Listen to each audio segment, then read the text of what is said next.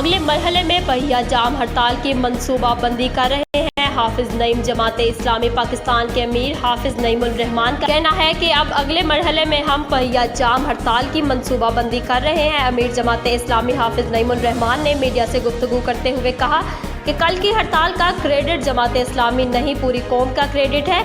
Shutter down हो गई है। अब अगले मरहले में हम पहिया जाम हड़ताल की मंसूबाबंदी कर रहे हैं। जमाते इस्लामी के सिवा इस मसले पर कोई बात नहीं कर रहा। बलूचिस्तान का एक और मकामी सहाफ़ी लापता हो गया। निजी टीवी की रिपोर्ट के मुतालिक बलूचिस्तान की जिला बारखान से गुज़िश्ता रोज़ से मकामी सहाफ़ी हयात खान लापता हैं। वो एक न्यूज़ चैनल के साथ बतौर नुमाइंदा वाबस्ता हैं।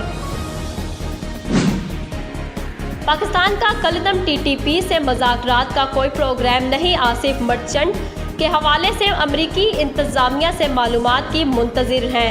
बलूचिस्तान में दहशतगर्दी की मज़म्मत करते हैं। पाकिस्तानी हुकूमत अपने शहरियों के तहफ़्फ़ुज़ से मुतल्लिक़ पुरअज़्म है।